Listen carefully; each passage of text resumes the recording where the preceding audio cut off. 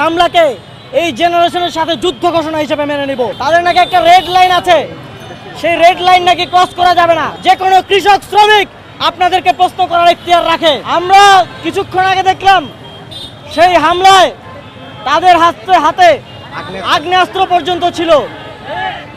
আমরা বাংলাদেশে আবারও সন্ত্রাসীদের আস্ফালন দেখতে পাচ্ছি। আমাদের বর্তমান প্রধানমন্ত্রী তিনি নির্বাচনের আগে বলেছিলেন তার একটা প্ল্যান আছে। তার প্ল্যান কি? তার ছাত্র সংগঠনের গুন্ডা পান্ডাদের হাতে অস্ত্র তুলে দেওয়ার প্ল্যান কিনা সেটা এখন আমাদের মনে হচ্ছে।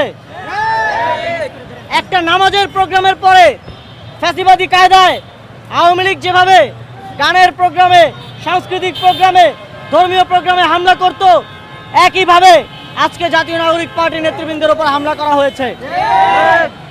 তাদেরকে নিয়ে কিছু বলা যাবে না, তারা কোনো সমালোচনা নিতে পারবে না, কিন্তু একটা গণতান্ত্রিক দেশে তারা এইভাবে রাজনীতি করতে চায়। তাদের বংশকে নিয়ে নাকি বাংলাদেশে কোনো কিছু বলা যাবে না। তাদের নাকি একটা রেড লাইন আছে, সেই রেড লাইন নাকি ক্রস করা যাবে না। কিন্তু আমরা বাক স্বাধীনতা বলতে বুঝি এই দেশে যারা দায়িত্বে আছে, যে কাউকে এই দেশের যে কোনো নাগরিক প্রশ্ন করার অধিকার রাখে। নাসিরউদ্দিন পাটোয়ারি না, বাংলাদেশের যে কোনো সাধারণ নাগরিক, যে কোনো কৃষক শ্রমিক আপনাদেরকে প্রশ্ন করার ইখতিয়ার রাখে। গণতান্ত্রিক রাষ্ট্রে এটাই গণতন্ত্র। গণতান্ত্রিক রাষ্ট্রে যে কোনো নাগরিক আপনাদের যে কোনো ব্যর্থতার জন্য আপনাদেরকে প্রশ্ন করতে পারবে। আমরা দেখেছি পোস্ট শেয়ার করার কারণে, ফেসবুকে পোস্ট লেখার কারণে আপনারা গ্রেফতার করছেন। আমরা এটা করতে দেখতাম আওয়ামী লীগকে। আজকের এই বিক্ষোভ মিছিল থেকে আমরা আলটিমেটাম দিচ্ছি, আজকে রাতের মধ্যে অস্ত্রধারী হামলাকারী সকল সন্ত্রাসীকে গ্রেফতার করতে হবে।